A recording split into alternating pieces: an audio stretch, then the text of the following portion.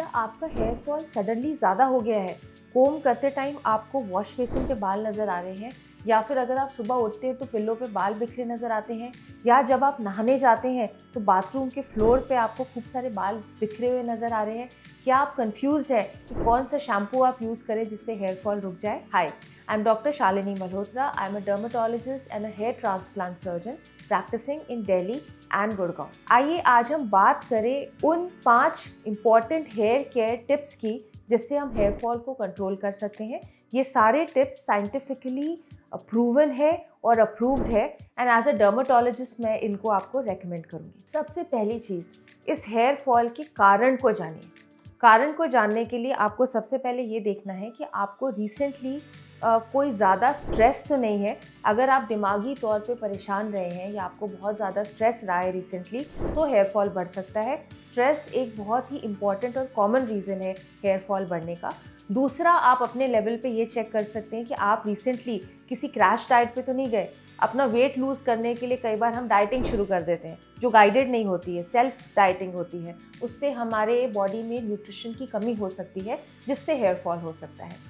तीसरा, आपको डिप्रेशन या कोई ऐसी बीमारी तो नहीं है जिसकी आप मेडिसिन खा रहे हैं. इन मेडिसिन से भी हेयर फॉल एग्रवेट हो सकता है. चौथा, कहीं आप पार्लर में जाके बार बार अपने बालों पे केराटिन, स्मूथनिंग या वो हार्श ट्रीटमेंट्स होते हैं, केमिकल ट्रीटमेंट्स होते हैं बालों पे, वो कहीं आप बहुत फ्रीक्वेंटली तो नहीं करा रहे हैं. इसके अलावा कुछ ब्लड टेस्ट आपको करवाने चाहिए जिससे आपको ये पता चल सके कि आपको अनीमिया तो नहीं है, क्योंकि कई बार खून की कमी से हेयर फॉल हो सकता है. आपके थायराइड के लेवल्स नॉर्मल है कि नहीं है. कई बार थायराइड हाइपो या हाइपर हो तो हेयर फॉल ज़्यादा हो सकता है. आपको कैल्शियम, विटामिन डी, इन सब की कमी तो नहीं है. B12 की कमी तो नहीं है. आपको ये देखना है. अगर आप मीनोपॉजल एज में हैं, आपकी एज 45-50 तक है और आप एक महिला हैं, तो उस दौरान भी हेयर फॉल ज़्यादा हो सकता है. अगर आप यंग एज में हैं, 20s में हैं, 30s में हैं या टीन एज में हैं और आपको PCOD डेवलप हो गया है, which is polycystic ovarian disease, उसमें भी हेयर फॉल ज़्यादा हो सकता है. तो सबसे पहली चीज़ होती है कारण को ढूंढना. कारण ढूंढने के बाद नेक्स्ट चीज़ होती है अपने डर्मेटोलॉजिस्ट को विजिट करना, या अपने हेयर ट्रांसप्लांट सर्जन को, या जो भी आपके हेयर में स्पेशलाइज्ड डॉक्टर है उनको विजिट करना.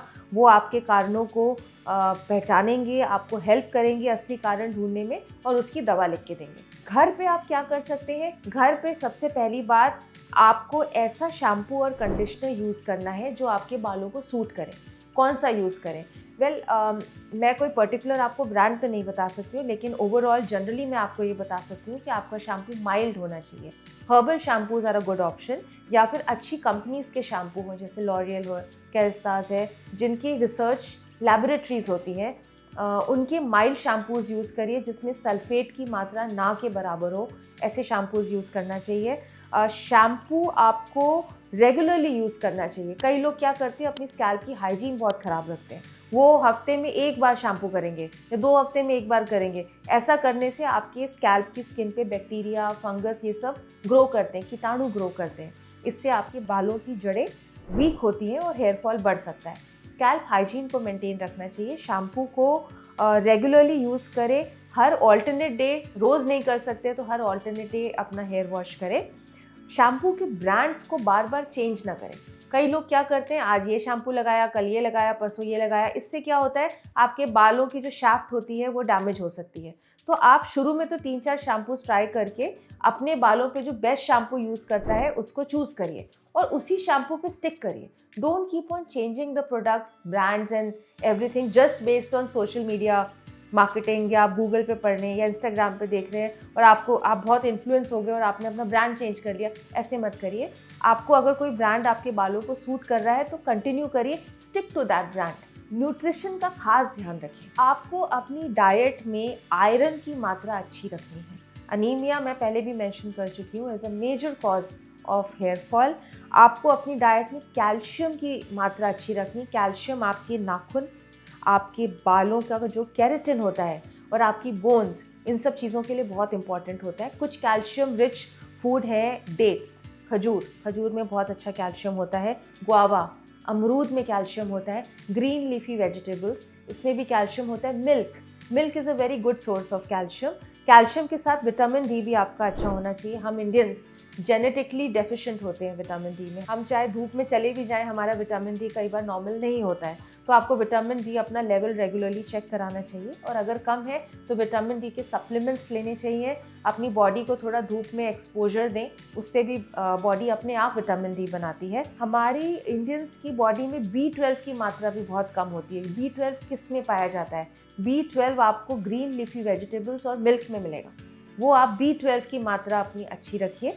अच्छा एक पौष्टिक आहार लीजिए। कभी कुछ मंच करने का मन कर रहा है तो ड्राई फ्रूट्स खाइए, रादर देन फ्राइड मिक्सचर और ये जो बाज़ार के जिसमें ट्रांस फैट इतना ज़्यादा होता है, पाम ऑयल में बने ऐसे मिक्सचर्स होते हैं, वो मत लीजिए।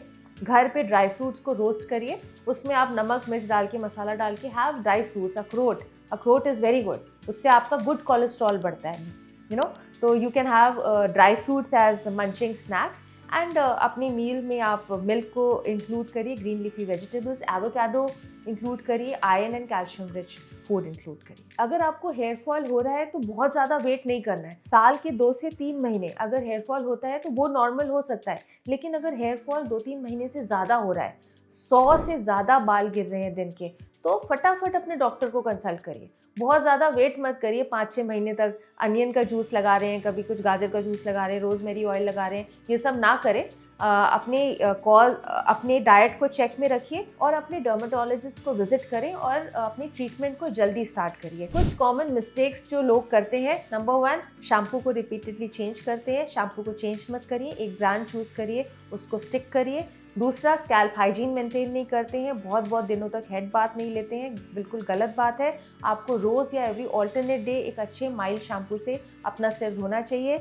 अपने बालों पे रिपीटेड ट्रीटमेंट कराते हैं, बिल्कुल गलत है। अपने बालों पे ट्रीटमेंट अगर करवाना भी है तो 1 या 1.5 साल के इंटरवल में कराइए, बहुत रिपीटेड ट्रीटमेंट नहीं कराना चाहिए। जो प्रोडक्ट्स यूज़ कर रहे हैं उसमें कंजूसी मत करिए, अच्छी कंपनी के अच्छे प्रोडक्ट्स यूज़ करिए ताकि आपके बालों को मिनिमम डैमेज हो। एंड लास्टली, लोग सेल्फ मेडिकेशन करते हैं, वो सप्लीमेंट्स डॉक्टर से बिना कंसल्ट किए ले लेते हैं।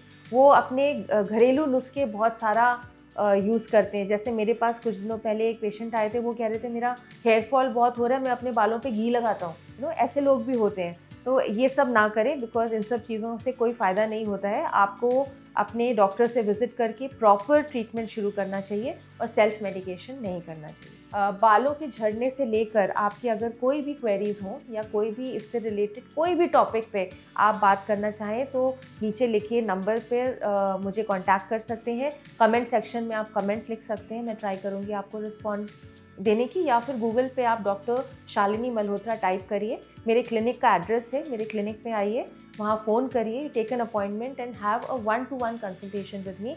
आई will be very happy to address all the queries and issues which you are facing. Thank you very much.